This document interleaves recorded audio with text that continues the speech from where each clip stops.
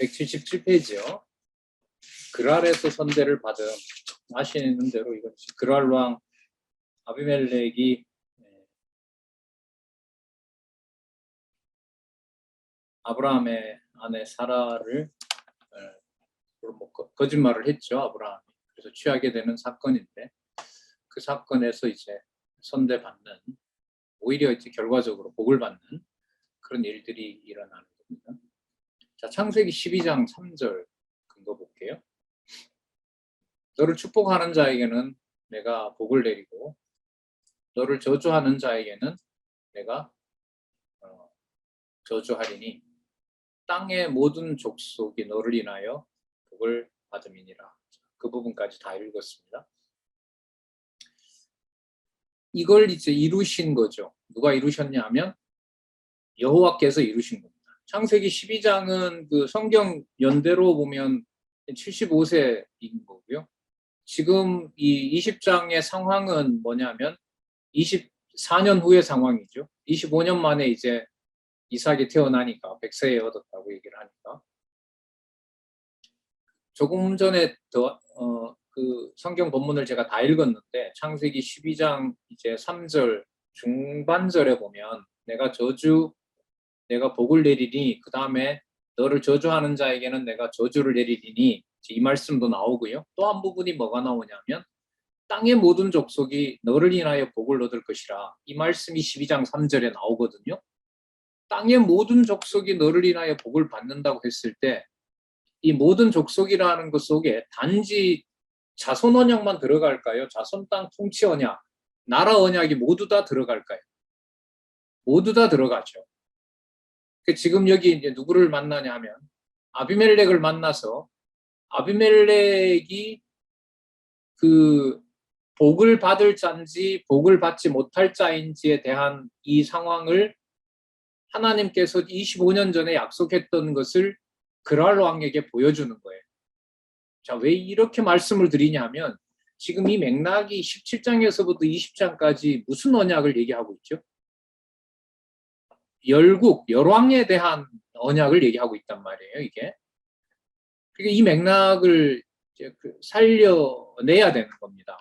어떤 구절이 들어오더라도 통치 언약과 이제 보호라는 이 주제를 이제 살려내야 되는데, 아까 열국의 업이라고 얘기를 했고, 그 다음에 그랄 왕에게 선대를 받는 이 내용이 아브라함에게 처음에 약속했던 창세기 10장 3절에 땅의 모든 족속이 복과 저주를 받는 것을 너를 인하여 가능하다 이렇게 얘기를 했죠. 자, 그 약속을 지금 이루신다고 보시면 됩니다. 그리고 이게 에베소서 1장 3절을 들어요. 또 마테마가 누가 요한에서도 얼마든지 이 구절을 들 수 있거든요. 근거 구절을. 그러면 그리스도의 사건하고 이제 바로 연결이 되는데 지금 이 내용을 보면 에베소서 1장 3절 너무 잘 아시는 구절이 있잖아요. 찬송하리로다. 하나님 곧 잘 보세요. 우리 주 예수 그리스도의 아버지께서 하나님 이렇게 말씀하시면서 하나님을 풀어요. 우리 주 예수 그리스도의 아버지 이렇게 됩니다. 아버지라는 말은 무엇을 또 연상시키게 됩니까? 아버지니까. 주 예수 그리스도는 뭐가 되죠? 아들이 되는 거죠. 그렇죠? 이게 자손 언약하고 관계가 됩니다. 그러니까 에베소서 1장 3절은 아버지와 아들, 자손 언약의 자손 언약과 이 성취 사건이 언제 이루어졌다는 거죠? 창세 전에 이루어졌다는 거죠. 에베소서 1장 3절 이제 다 그 다음에 보면 나오잖아요. 계속해서. 하늘에 속한 모든 신령한 복으로 우리에게 복 주시되 이렇게 하면서 창세 전에 이렇게 이제 말씀이 나오니까요. 자, 그리고 그리스도 안에서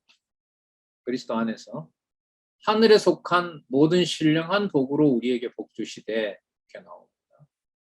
아까 여러분 창세기 12장 3절에 너를 뭐 하는 자에게 축복하는 자에게 이렇게 나왔잖아요.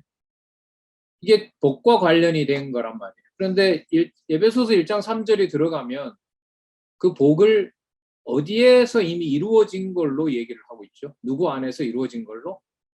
그리스도 안에서 이루어진 걸로 얘기를 해요. 그리고 이 속에 보면 하나님 곧 우리 주 예수 그리스도의 아버지라고 하니까 아버지가 아들을 낳은 사건, 자손 언약 사건을 어느 차원에서? 창세전 차원에서 얘기를 해요. 그러니까 실체적 사건보다가 그 한 단계 앞으로 가는 거죠. 무슨 언약? 창세전 영원한 언약 성취로 가는 구절이 1장 3절이에요. 그러니까 아까 성경 범위를 창세기 1장 28절에서 아까 어디를 연결을 시켰죠? 계시록 마지막 장까지를 연결시켰잖아요. 이게 이제 성경 범위를 전체 그 성경을 보는 근거로 잡은 거라면은요.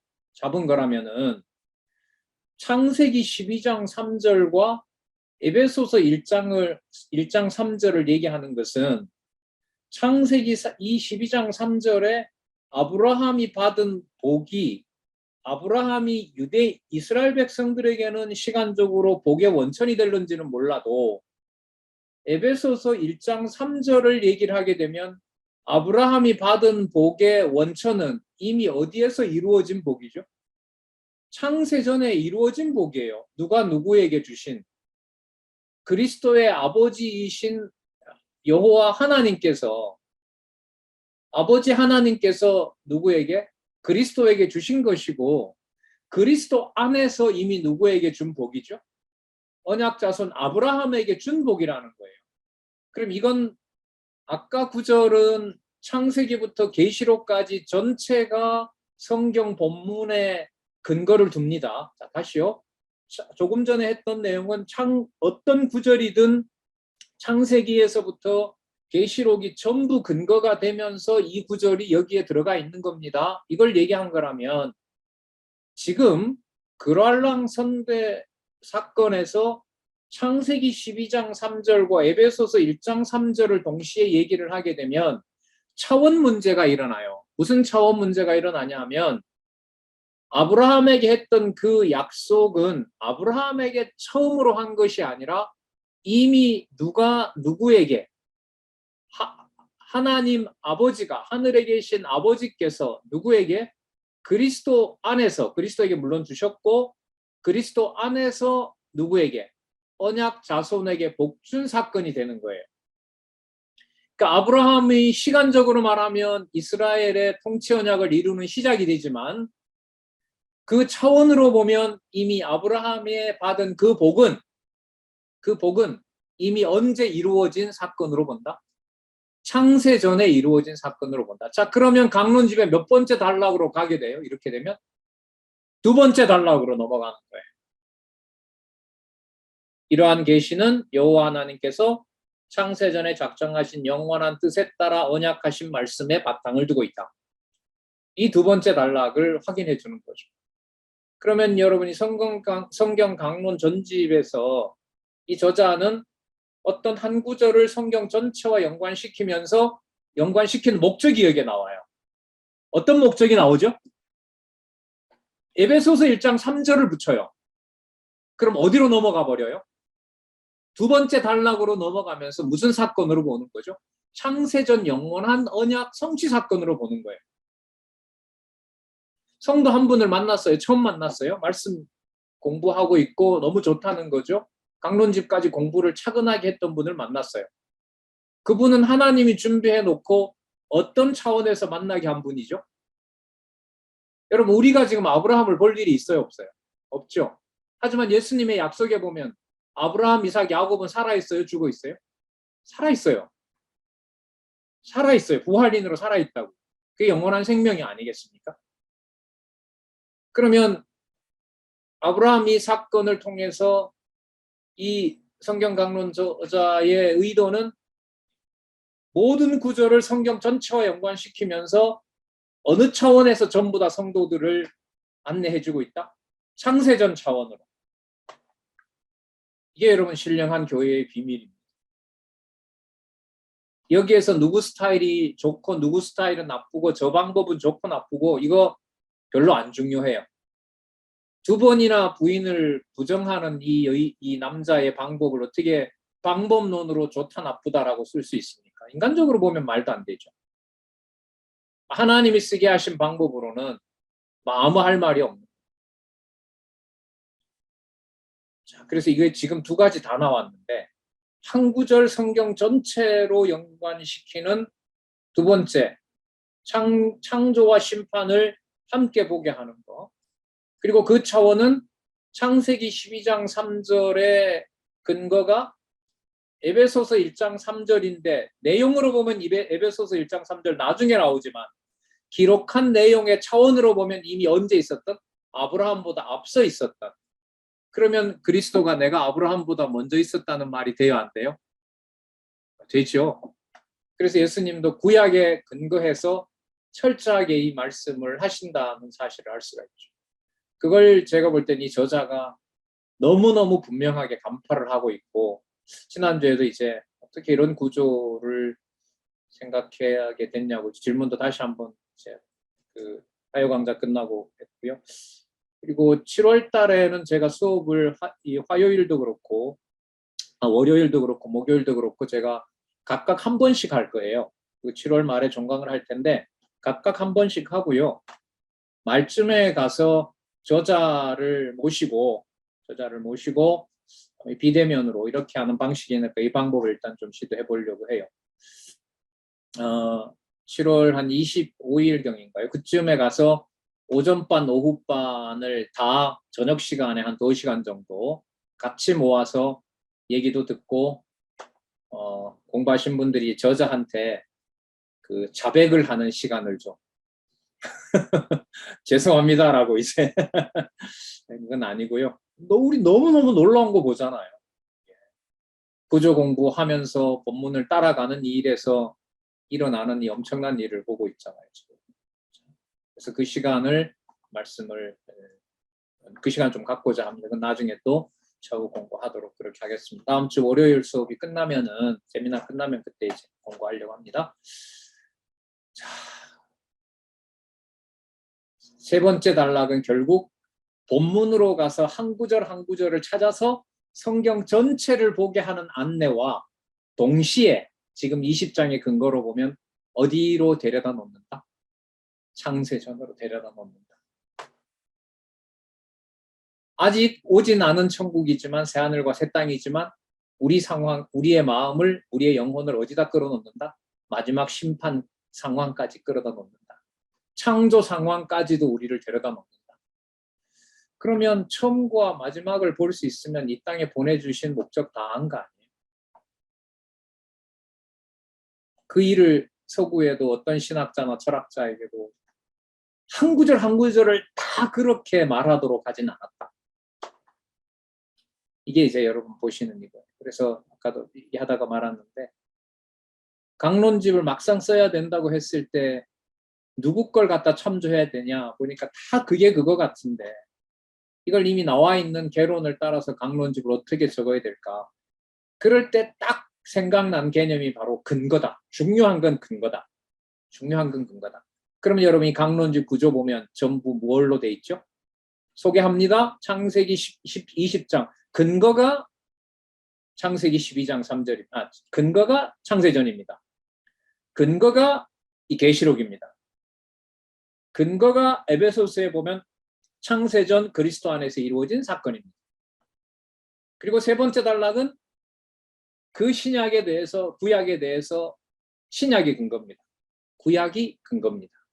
또 내려오면 구체적인 그 사건이 그랄 왕을 선대하는 데서 이방 왕까지도 하나님께서 자기 백성으로 삼을 수 있는 여지를 열어 놓으셨습니다. 실체적 언약과 연관될 수 있습니다. 이렇게 연구를 좁혀가는 거죠. 여러분 어느 걸 그러면 하나 무시하고 성경 강론집을 보게 되지 않죠. 그걸 따라가면서 여러분의 신앙생활과 또 앞으로 공부할 신학, 우리 성경 신학 신문에 좀 공고도 내려고 하는데 너무 떨리기도 해요. 성경 신학 학부생, 대학원생 모집 공고 이걸 지금 만들려고 하니까 막 가슴이 벅차서 한 명도 안 와도 되지만 안 오면 안 되죠. 만드는 사람 입장에서는 그건 이제 하나님 어떻게 하실지는 모르겠고요. 지금 세 번째 단락 공부하면서도 확신에 찬 거죠. 아, 여기에 시간을 보내는 전문적으로 이 공부를 할 수 있는 누군가를 하나님이 태어나게 했으면 좋겠다. 이런 마음으로죠. 자, 많이 드렸죠? 이 틀 속에서 이삭 사건을 봐야 되고 야곱 사건을 봐야 돼요. 이삭 야곱 사건만 하더라도 그거 한 4, 50까지 됩니다. 사건들이. 맞죠? 21장에서부터 36장까지니까 장마다 두 가지만 나온다 하더라도 벌써 20가지가 되고, 두 가지만 나오겠어요. 서너 가지가 나온다면 벌써 그게 수십 가지 사건이 되잖아요. 그 사건의 이제 그림을 오늘 첫 시간에 좀 오랫동안 기다렸습니다. 저녁반하고 진도도 좀 고려하고 그래서 좀 가능한 한 좀 맞추어서 좀 가고 싶어서 그렇게 했는데요. 자, 드디어 이삭의 언약 됐습니다. 아, 이게 창세기 17장 7절 나오네요. 쫙 이제 눈에 들어오죠.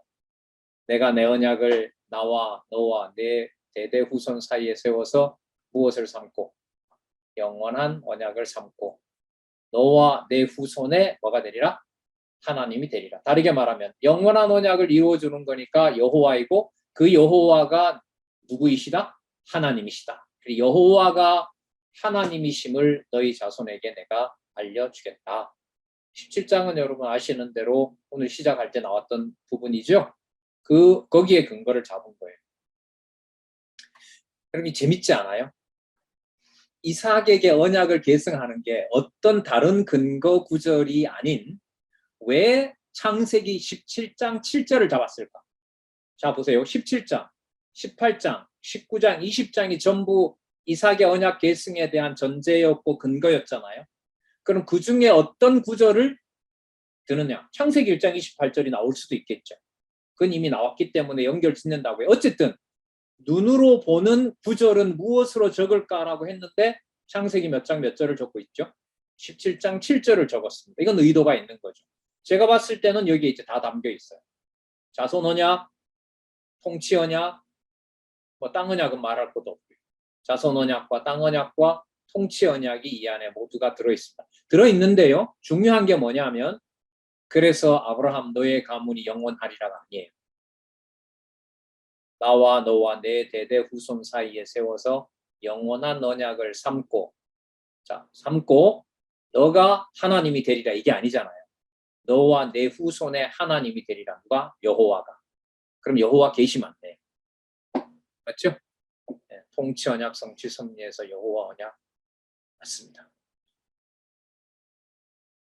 그리고 영원한 언약 속에는 아까 나왔던 근거로 보면 아브라함이 복의 근원이 된다고 했으니까 태어날 이삭도 열국의 어미가 낳는 이삭이기 때문에 열국의 어미인 이삭이 열국의 어미로서 어미가 낳은 열국의 왕자 개념으로 태어난 이삭을 통해서도 하나님께서는 3대 언약을 이루신다는 약속을 하고 있죠.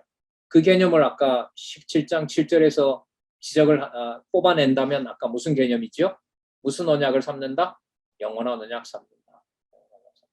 그리스도가 안 들어가면 안 들어갈 수가 없죠. 그러면 제가 볼 때는 이 영원한 언약은 그 다음에 나오는 계시록 7장 9절하고 연결시키기 위한 전략적 개념이라고 보입니다. 영원한 언약이기 때문에 복의 근원이 되고 그게 유대인 중심의 이 자손 땅 통치를 어떻게 갖춰야 될까요? 그걸 벗어나야 될까요? 벗어나야 되죠. 포함하면서 벗어나야 돼요. 그걸 내재적 초월이라고 하잖아요. 그러니까 분명히 구원은 예루살렘에서 이루어져야 됩니다. 그리고 그 이루어진 구원이 복의 근원이 되는 아브라함의 후손을 통해서 누구에게? 예루살렘에서부터 온 유대와 사마리아와 땅끝까지 확장이 되는 것이 언약이라고 보시면 돼요. 그래서 지난 시간에 우리 너무 많이 강조했던 자 계시록 7장 9절 이 일 후에 내가 보니 각 나라와 족속과 백성과 방언에서 아무라도 능히 셀 수 없는 큰 무리. 자, 이게 어디 표현하고 같아 그랬죠? 창세기 10장 5절, 창세기 10장 20절, 창세기 10장 31절, 그리고 역대기 1장 1절에 누가 나온다고요? 역대기 1장 1절에 아담이 나오면서 역대기 1장 1절에서부터 9장까지의 족보. 아브라함이 누구와 연결되어 있는 족보가 나온다고요? 아담과 연결되어 있는 족보. 그래서 그때 창세기 10장 5절, 창세기 10장 20절, 창세기 10장 31절, 역대상 1장 1절과 역대상 1장에서부터 9장까지 계보. 그 계보가 어디에 나온다고요? 계시록 7장 9절에. 어떤 이름으로? 표현은 똑같아요. 그대로 문자적으로 다 이루어지는 거죠. 이거는 각 나라와 족속과 백성과 방언에서 아무라도 능히 셀 수 없는 큰 무리가 흰 옷을 입고 거룩한 백성 손에 종려가지를 들고 예수님 입성할 때 흔들었던 그 종려가지를 가지고 누구 앞에? 보좌 앞에 어린 양 앞에 섭니다. 여러분 이 계시록 7장이 마치 여러분 어디를 연상시키냐면 계시록 마지막을 연상시켜요.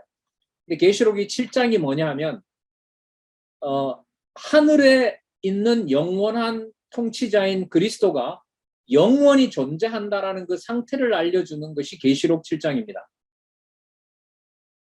그러니까 아시아 7교회가 단지 핍박받고 있다 이게 아니라 하늘에 계신 그 통치가 그 제목을 잠깐만요. 예. 이렇게 나옵니다. 그 제목이 계시록 4장에서부터 7장이 주의 영광과 권세인데요. 6장과 7장이 뭐냐면 주의 권세에 대한 이상이에요. 주의 권세에 대한 이상이라는 말은 과거에도 현재도 미래에도 그게 변함이 있다 없다. 없다는 것을 알려주는 내용이 7장 9절이거든요. 제가 왜 이 말씀을 하는지 잘 들어보세요. 아까 여러분 에베소서 1장 몇 절이 나왔습니까? 에베소서 1장 3절이 나왔죠. 그 사건은 아브라함 이전에 있었습니까? 아브라함 이후에 나옵니까? 아브라함 이전에 나왔습니다. 아브라함 이전에 나왔던 사건의 비밀이 뭐냐 하면은요. 뭐냐 하면 계시록 7장 9절이에요. 아브라함이 복의 근원이 되고 저주의 그 근원이 된다고 약속했던 사건은 그리스도 안에서 그리스도가 복과 저주의 주권을 가지고 계신 거예요. 그럼 그 일이 언제 완성이 되느냐? 지금 계시록 7장 9장에 나타난 대로 마지막 이 모든 것을 성취할 때 이루어져요. 어떻게 이루어지냐면 노아에게 약속했던 대로 창세기 10장 5절에 20절에 31절에 노아 후손에게 그 셈과 함과 야벳에게 약속했던 대로 각 나라와 족속과 백성과 방언에서 아무라도 능히 셀 수 없는 큰 무리가 만왕의 왕 만주의 주 그리스도 앞에 모아놓는 겁니다. 그러면 누구에게 했던 언약이 이루어집니까?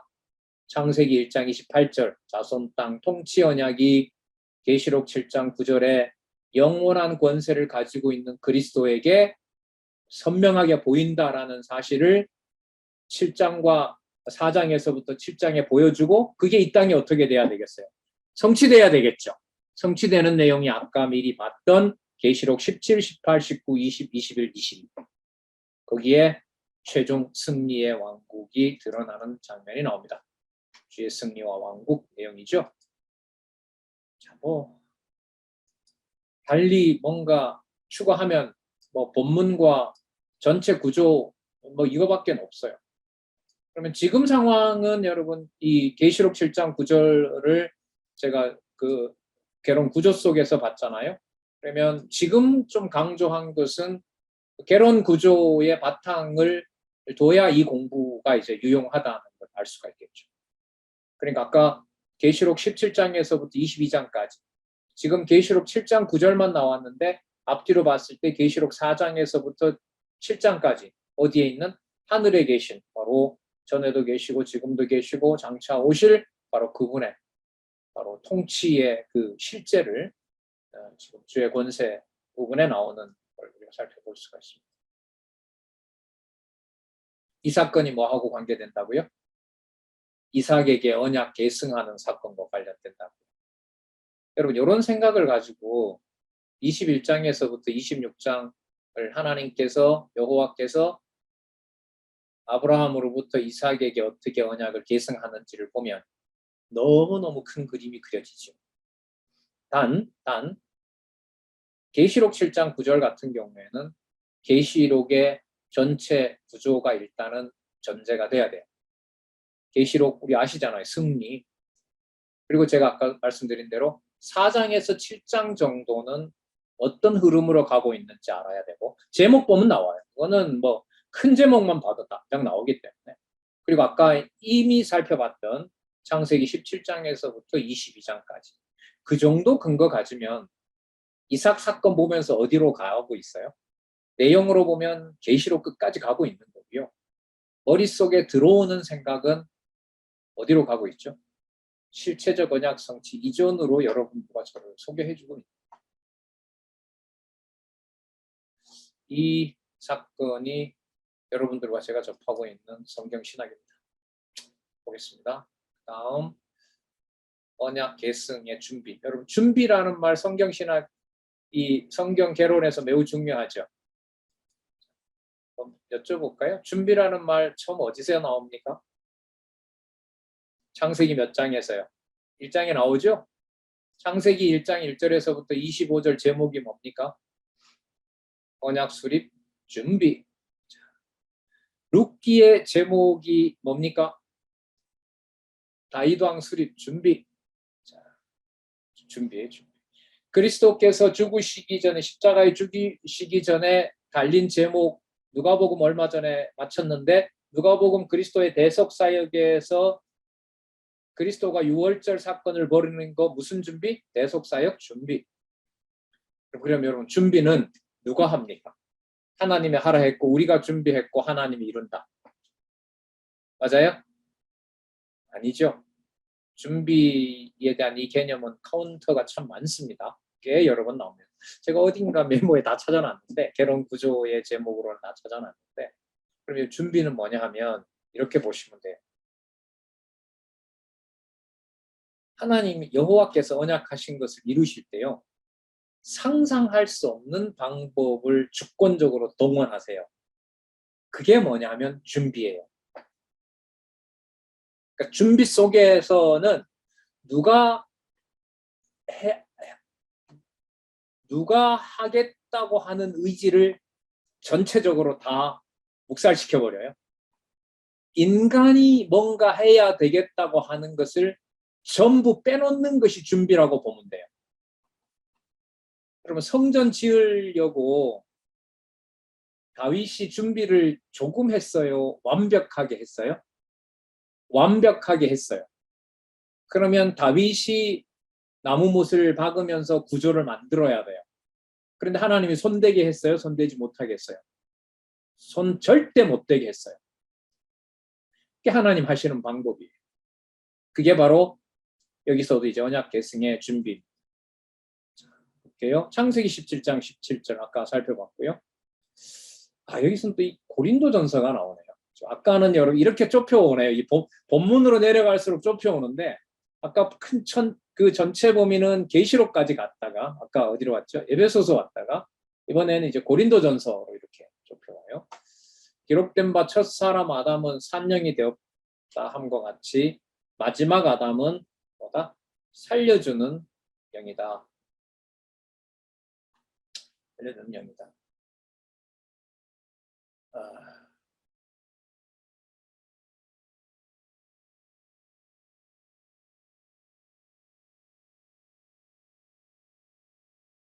자, 살려주는 영이다.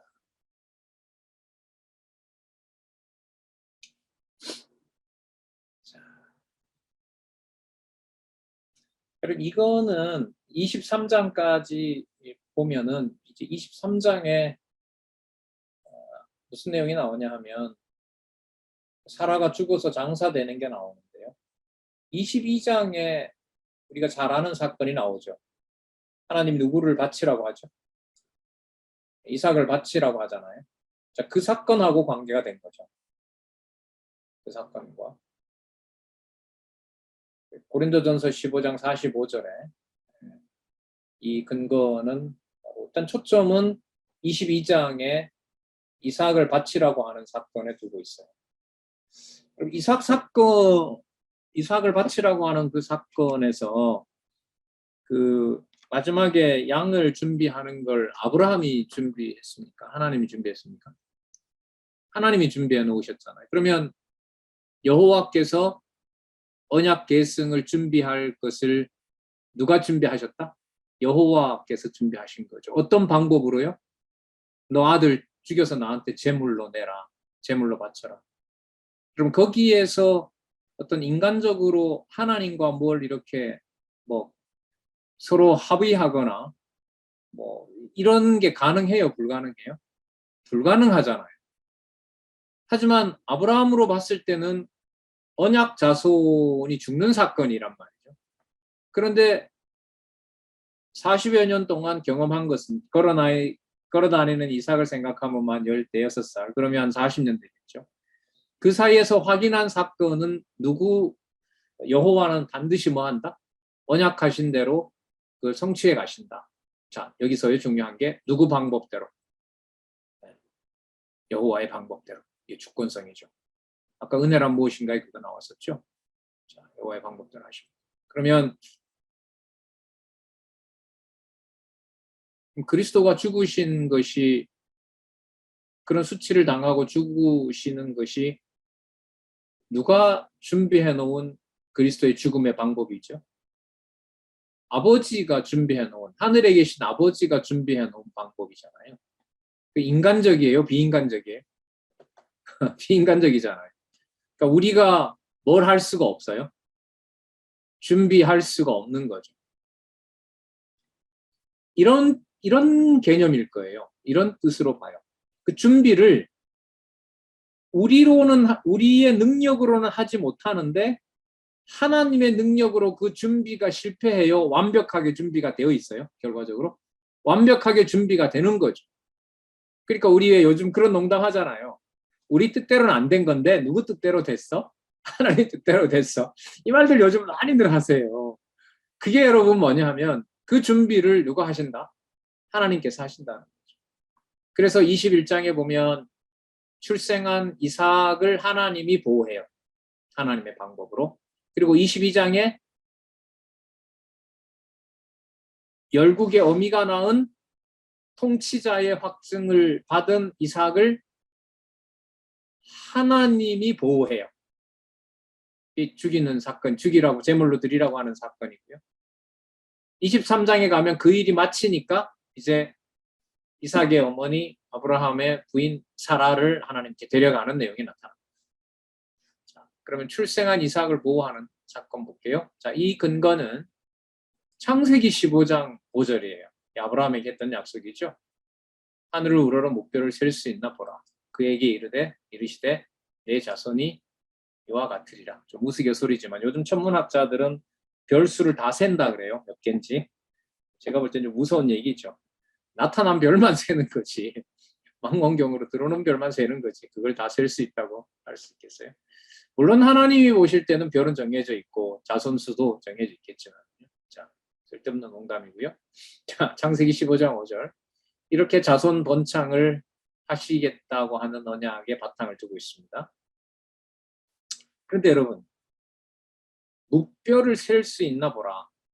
자, 그 무뼈처럼 엄청난 많은 자손이 난다고 했는데 지금 이 21장 사건은 무슨 열쌍둥이가 태어나는 사건이 아니잖아요. 누구 혼자만 달랑 태어나요? 이삭 혼자만 태어나잖아요. 그런데 왜 15장 5절을 무뼈를 셀 수 있나 보라. 그 눈에 들어오는 그 별 숫자처럼 많게 한다라는 근거 구절을 쓸까요? 변증하기가 그렇게 쉽지가 않은 것 같은데. 자, 이건 그러면 아까 신약 근거로 들었던, 계시록에서 들었던, 아까 계시록 몇 장 몇 절이었죠? 허다한 무리들 셀 수 없는 7장 9절 맞죠? 7장 9절을 일단 고려하고 있고요. 제가 볼 때는. 그리고 그 창세전 그리스도 안에서 하나님께서 작정해 놓으신 하나님의 백성 개념도 이미 여기 들어와 있다고 봅니다. 그리고 또 아까 은혜가 영원성이라고 했으니까, 영원성의 근거를 둔다 했으니까, 영원한 차원에서는 여러분 많고 적다라고 하는 게 우리 기준으로 해석이 될까요? 안 될까요? 안 됩니다. 자, 많이 냈던 연보와 두 랩돈 동전, 구리 동전을 냈던 그 과부의 헌금이, 연보가 누구께 더 많다고 얘기를 하시죠? 과부께 더 많다고 하잖아요. 그러니까 자손 번창이라고 하는 것을 여호와께서 준비하시는 규모로 보면 누구 중심으로 설명이 안 된다? 인간 중심으로 설명이 안 된다는 거죠. 하지만 이미 사라를 통해서 약속을 했어요. 한 명이 태어나든 두 명이 태어나든 이삭은 누가 보더라도 열국의 어미가 나온 열왕의 조상이 되는 거죠. 이삭은. 자, 이 사건 전체를 우리가 여기서 고려를 해야 됩니다. 자, 이거는 그 다음 나오는 거예요. 갈라디아 4장 28절부터 31절입니다.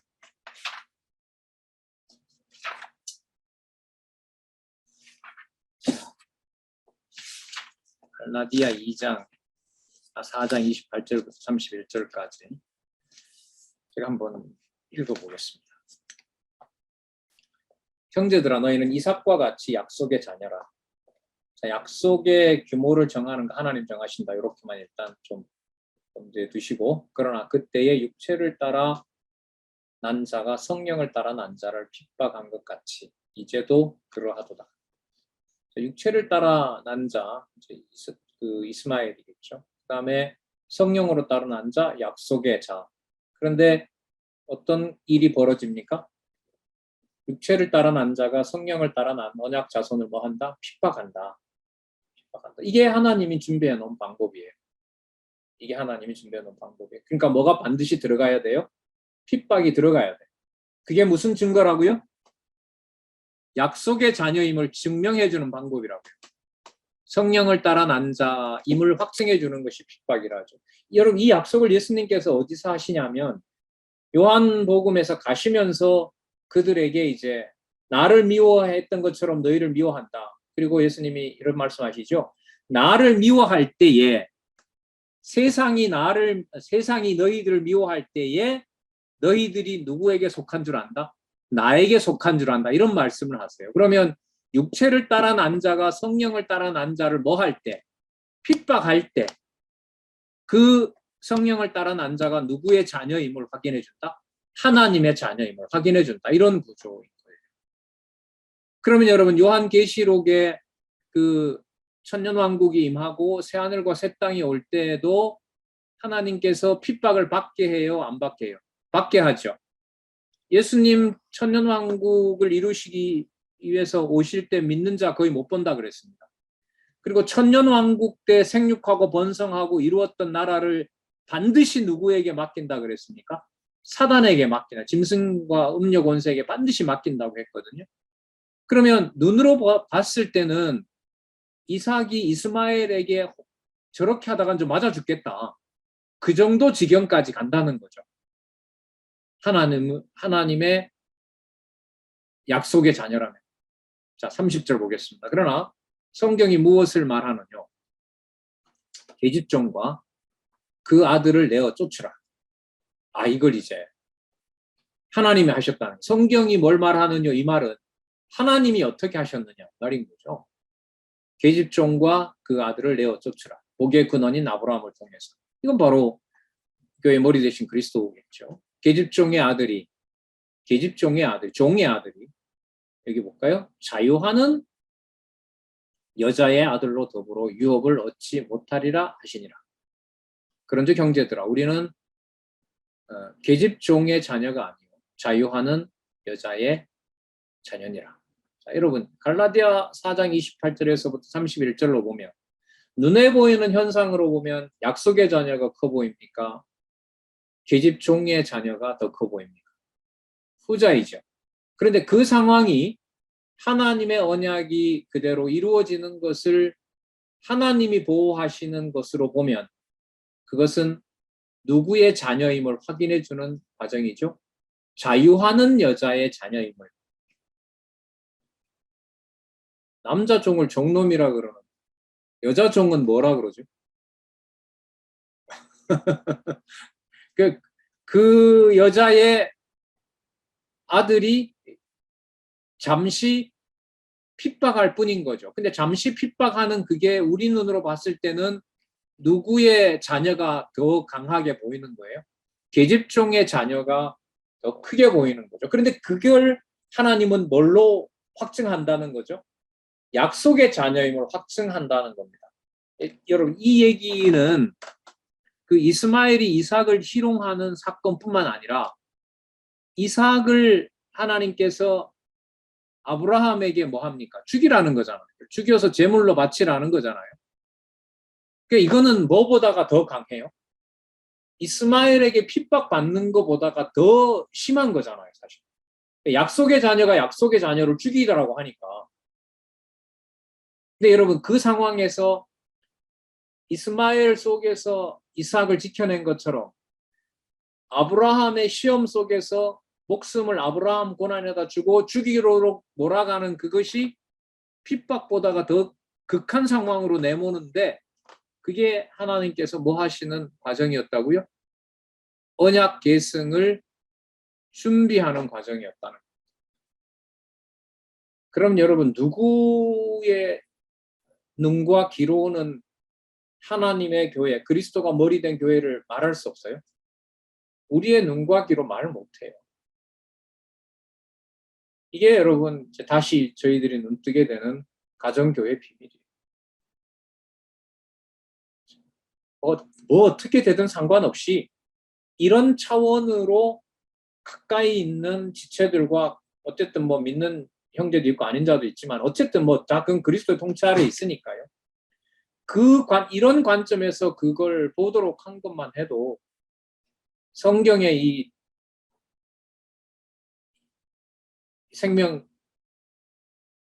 생명의 말씀, 이 지상에 어디에서도 가져올 수 없는 말씀, 이걸 그냥 그 확인해 주는 것만으로도 그냥 황송하죠. 어떤 시각으로 그걸 보면서 여기 보면 아까 자유하는 여자라 했잖아요, 여러분. 누구 관점에서 봐야 여러분들과 제가 속한 가정교회와 함께하는 지교회들의 지체들의 관계에서 자유로움이 있겠어요?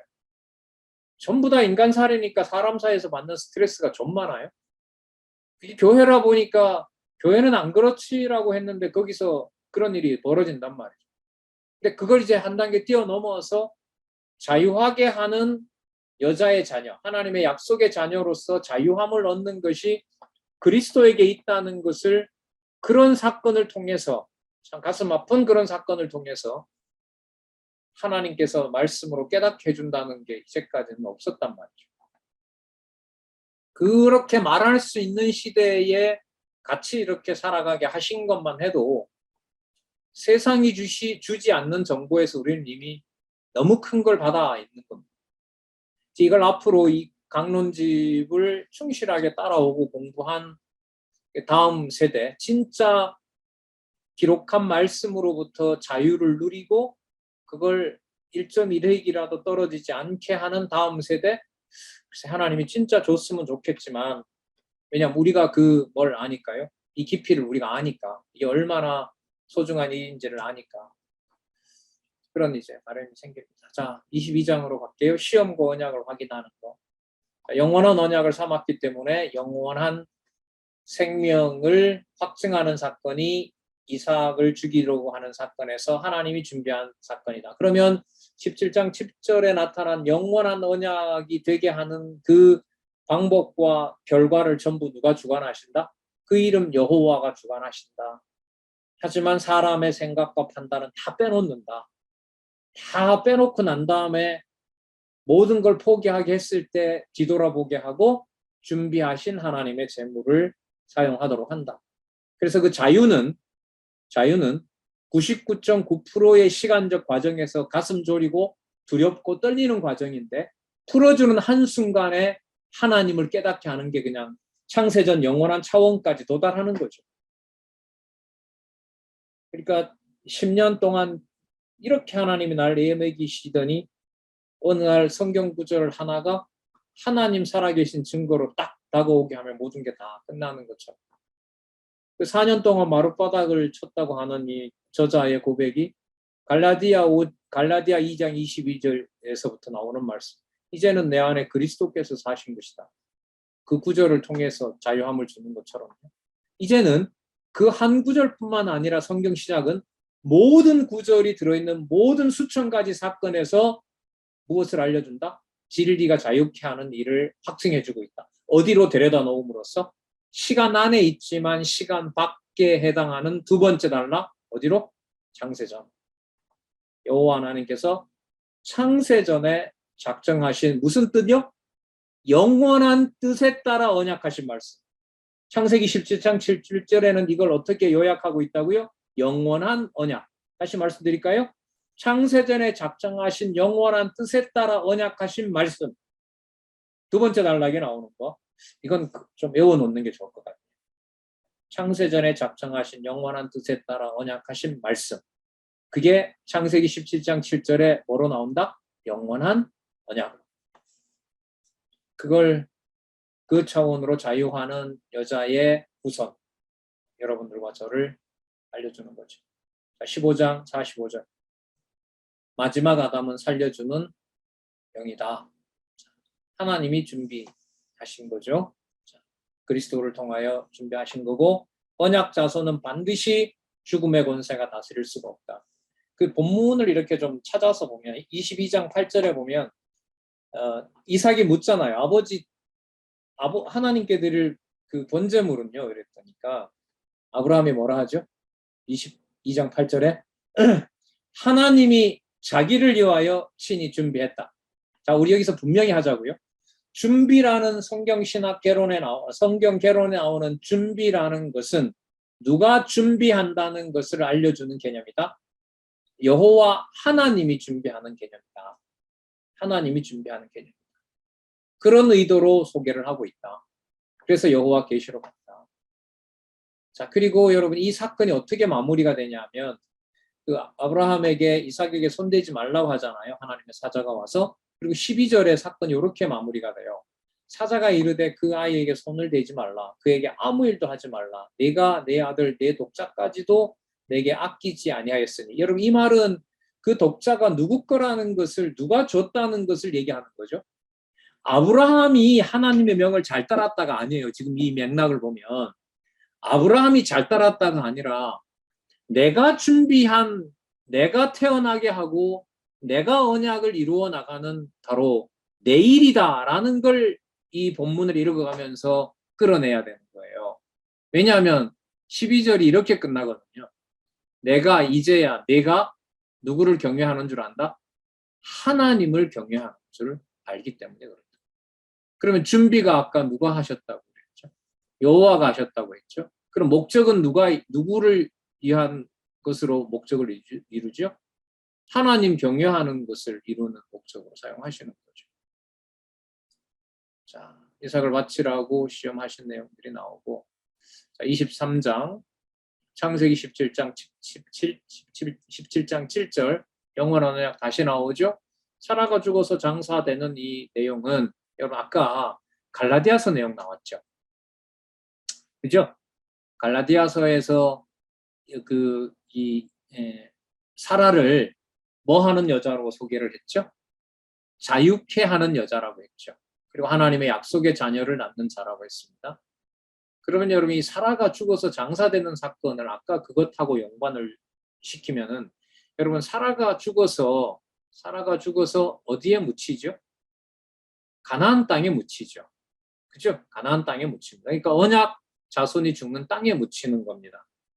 그러면 사라가 죽은 것이 죽은 게 아니에요. 왜? 어디에 묻혀있기 때문에? 가나안에 묻혀있기 때문에 창세기 17장 7절에 있는 대로 무슨 언약과 무관한 게 아니죠? 영원한 언약과 무관한 게 아닙니다. 자, 여기에서 좀 어려울 수도 있는데 갈라디아서 4장 얘기를 쓰면 거기서는 여러분 사라가 단지 육신의 어머니다라는 걸로 강조합니까? 아니잖아요. 아니죠. 그러니까 여러분 하갈도 그렇고 사라도 그렇고 둘 다 육 있는 여자예요. 창세기에서 보면. 그런데 갈라디아서에서는 성질을 말해요. 태생을 분리해요. 하갈이 낳은 여자는 뭐가 낳은 거고 율법이 낳은 거고 인간의 힘으로 낳은 거고 이삭은 무슨 자녀로? 약속의 자녀로 자유케 하는 자로 태어난 겁니다. 그러면 여러분 사라가 가나안 땅에 묻혔다고 하는 것은 하나님이 준비해 놓으신 영원한 언약, 자유케 하는 영원한 자유, 자유의 땅, 바로 그 가나안 땅에 이루어진 일이기 때문에 그 일어난 일들이 무덤을 단지 사라의 무덤을 가나안에 줬다는 의미 이상을 가지고 있죠. 아까 그 갈라디아서 4장에 보면 뭐 하는 여자로? 자유케 하는 여자로. 여러분 그렇다고 가나안 땅이 모형으로 보면 자유케 하는 자유의 땅이었지만 그게 여러분 실체입니까? 모형입니까? 어디까지나 모형이죠. 그럼 그 실체를 뭐라고 말하냐 하면 아까 갈라디아 4장에서 뭐 하는 여자라고요? 자유케 하는 여자라고 신령한 의미를 거기에 부여를 하고 있는 겁니다. 그러면 사라가 죽어서 장사 지낸다는 것은 사라의 몸은 육적으로 썩는다. 뭐 이게 중요한 게 아니에요. 사라를 통해서 보여준 바로 그 언약이 약속의 땅 가나안에서 이루어지는 것처럼 가나안 땅에서 이루어지는 것처럼 자유케 하는 자녀들이 주의 몸된 교회를 통하여 내가 낳는 것이 아니라 누가 낳는다? 여호와께서 태어나게 하신다는 확증을 누구 사건에서? 사라가 죽는 사건에서. 사라가 죽는 사건에서. 사라의 죽음은 죽는 것이 목적이 아니라 무엇이 이어지는 증거가 되는 거죠. 사라가 죽어도 디브가를 통해서 자유케 하는 자녀가 뭐 한다?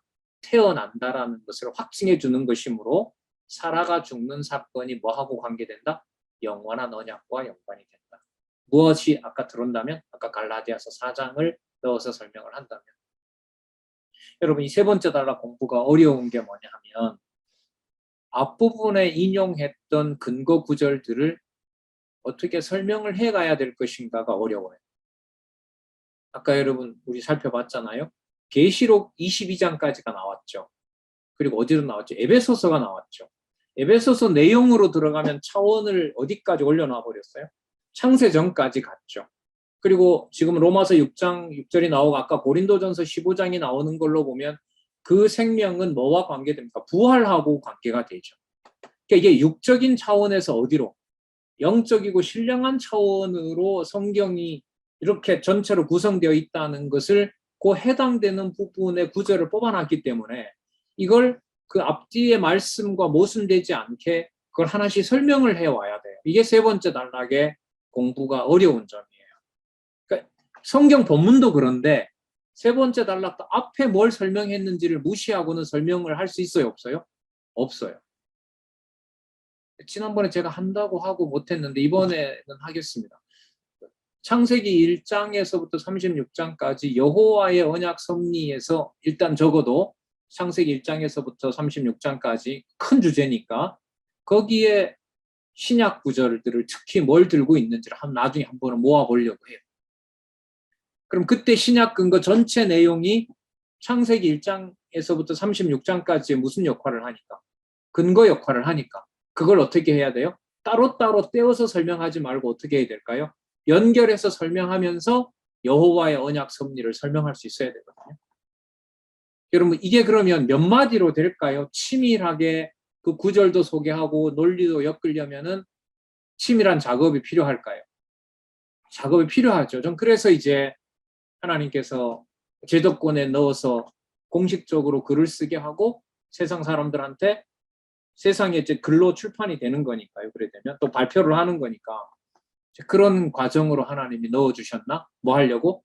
성경 권위를 더 이 세 번째 단락 공부를 통해서 확증하게 하려고. 한다고 하나님이 좋을 일은 없잖아요. 받은 우리가 더 좋아지는 거죠. 자, 로마서 6장 6절 볼게요. 우리가 알거니와 우리 옛사람이 예수와 함께 십자가에 못 박힌 것은 죄의 몸이 멸하여. 자, 여러분 죄의 몸이 멸한다는 것은 아까 그 갈라디아 4장에 나오던 대로 뭐 하는 여자가 된다는 거죠? 죄의 몸이 멸한다는 것은 자유케 하는 여자의 소생이 된다는 거죠. 바로 연결이 돼요. 우리가 죄에게 뭐 하지 않는다? 종노릇하지 않는다. 아까 그래서 누가 내쫓아 버렸다고요? 하나님께서 아브라함 보고 내쫓아 버리라고 한 거죠. 그럼 자유케 하는 준비를 누가 하세요? 여호와께서 하세요. 그러면 사라가 죽어서 가나안 땅에 묻히는 사건은 누가 준비하신 영원한 언약을 확증하는 방법이에요? 여호와께서.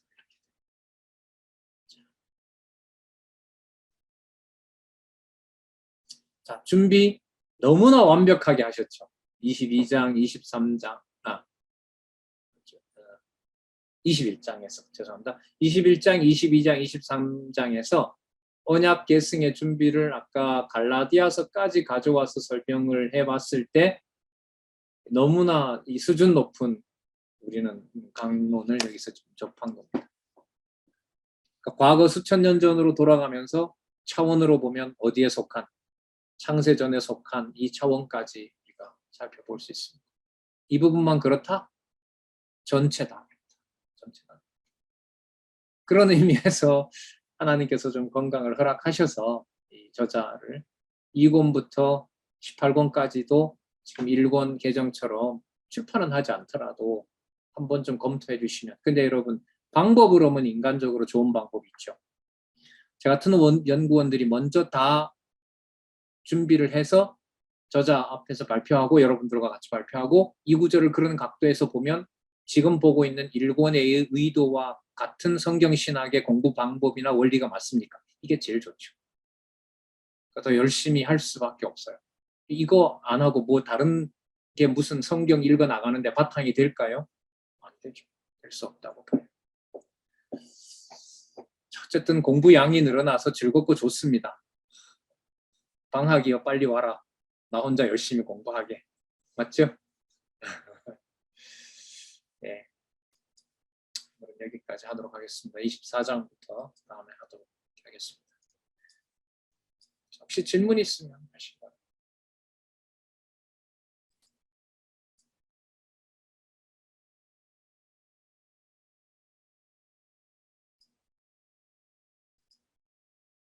없어요? 예, 마치겠습니다. 기도하겠습니다. 하나님 아버지 감사합니다. 하신 진리의 말씀이 이렇게 권위 있는 말씀인지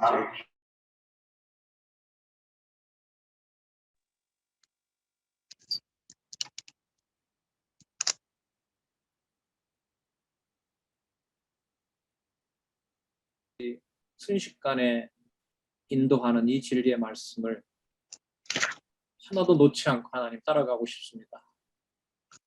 또 전하고 싶습니다. 지혜와 총명을 허락해 주시옵소서. 예수님의 이름으로 기도드렸습니다. 아멘. 네. 수고하셨습니다. 수고하셨습니다. 수고하셨습니다. 감사.